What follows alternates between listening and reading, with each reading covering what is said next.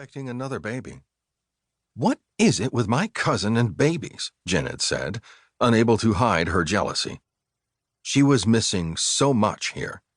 She might have wanted a baby someday, but she'd never had any luck with men, unlike Tina. Maybe if she'd been born a redhead like her cousin. "Are you still blonde?" Shirley had told her that she'd gotten her hair cut short and gone blonde. "Do you have more fun?" "You're not missing anything. Trust me," her friend had said. They'd run out of things to say even before their time on the phone was up. Jen finished gluing the last of the articles about Buckhorn's birthday into her scrapbook. The attendant took the scissors and paste, probably afraid of what she'd do with them if left to her own devices. She reread the celebration article before the attendant remembered to come back to take her scrapbook for safekeeping. Jen figured Buckhorn's birthday party would draw a lot of people she knew with the carnival and the dance. There were some men she wouldn't mind seeing again. She thought of Marshal Leroy Baggins, the man who'd arrested her for the murders. Good-looking, but a little uptight. Not really her type. Still, she wouldn't mind seeing him again as long as he wasn't thinking he was going to haul her back here. No, once she escaped from this place, she wouldn't be returning, one way or the other. As she pretended to read the article yet again, she watched the comings and goings in the large communal room. She'd been so well behaved that they let her hang out in the main lounge without an attendant standing over her. She'd been watching the way things worked around here for months as she'd planned her escape.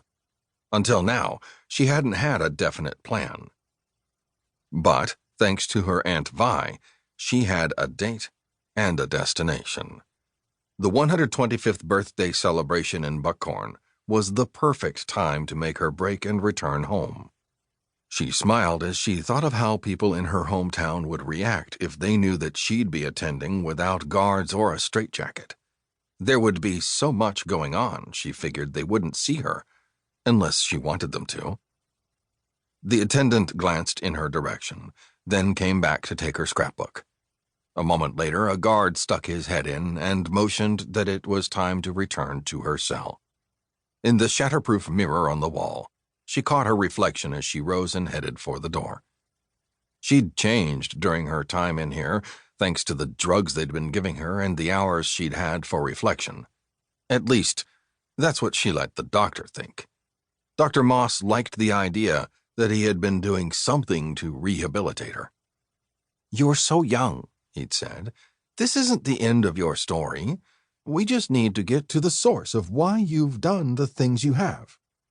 Maybe I'm just evil." He'd put on his serious face. "No, that's not true. Something triggered this behavior. I suspect it's something in your past. Once we know what that was—" He'd smiled, and she'd smiled back at him, thinking he had no idea what he was talking about. "You're doing so well. So, we'll keep digging, yes?" She'd nodded her agreement, even as she thought the man was a quack. But she liked making him happy because then he gave her more freedom. With the Buckhorn celebration coming up, Jen thought of her image she'd seen reflected in the mirror. The hair that she'd sawed off with the dull children's scissors when she'd first arrived here had grown out. But it wouldn't hurt to change her appearance even more after she left here. She wanted to look her best when she went home. It was all she could do not to break into a little dance. Look out, Buckhorn. Surprise! I'm coming home. Chapter 1. It was late by the time Marshal Leroy Baggins reached Buckhorn's new fairgrounds. Parking his patrol SUV in the lot, he stepped out and stood for a moment, enjoying the quiet darkness.